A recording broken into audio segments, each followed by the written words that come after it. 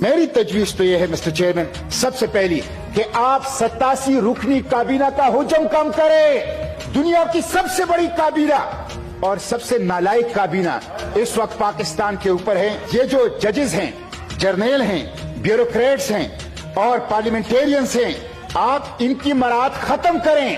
60 Bullet proof گاڑیاں یہ صرف کیبنٹ استعمال کر رہی ہیں، جو ججز اور جرنیل اور سیول بیوروکریسی استعمال کرتی ہے وہ اس کے علاوہ ہیں۔ اشرافیہ کے عشرت یہ ختم کرنا ہوگا۔ جب تک اس کو آپ ختم نہیں کریں گے پاکستان ترقی نہیں کرے گا۔ 1.5 لاکھ سرکاری گاڑیاں پاکستان میں مفت پیٹرول استعمال کر رہی ہیں۔ سرکاری گاڑیوں پر، مراعات پر، ڈی اے پر 1 یونٹ بجلی، 1 یونٹ گیس، 1 لیٹر پیٹرول کسی کو بھی مفت نہیں ملنا چاہیے۔ غریب عوام کے اوپر بوجھ ڈالتے ہو تو اشرافیہ کے اوپر بھی بوجھ ڈالو۔ سب سے بڑی کرپشن اس وقت FBR کے اندر ہو رہا ہے۔ FBR کرپشن کا گڑھ ہے، عیش و عشرت کا مرکز ہے۔ FBR کی اور ٹیکس کلچر کی اس کی آپ ریسٹرکچرنگ کریں۔ مسٹر چیئرمین، غیر ترقیاتی اخراجات کو کم کریں۔ اس وقت یہ حکومت غریب عوام کے اوپر بوجھ ڈال رہی ہے، لیکن اپنے ہر MNA کو 1 ارب روپے ترقیاتی کام کے لیے دے رہی ہے۔ یہ سیاسی رشوت ہے، یہ آئندہ انتخابات کے لیے ہے، یہ غریبوں کا پیسہ ہے۔ اس کو غریبوں کی طرف ڈائیورٹ کر دیا جائے۔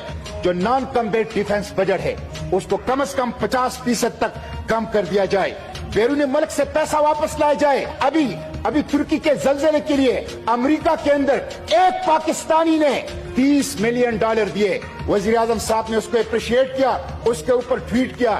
میں وزیر اعظم صاحب سے پوچھتا ہوں، ایک پاکستانی امریکہ میں اردوغان کو اور ترکی کو $30 ملین دے رہا ہے، آپ کو کیوں نہیں دے رہا؟ اس لیے کہ آپ کے اوپر اعتماد نہیں ہے۔ مسٹر چیئرمین، آٹے کی قیمت کہاں تک پہنچ گئی؟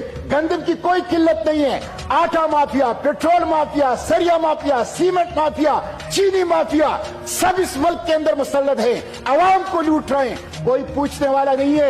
حکومت اس کو پروٹیکشن کر رہی ہے، تو ذخیرہ اندوزوں کے اوپر وہ ہاتھ ڈالیں، اس کے بغیر یہ ملک ترقی نہیں کرے۔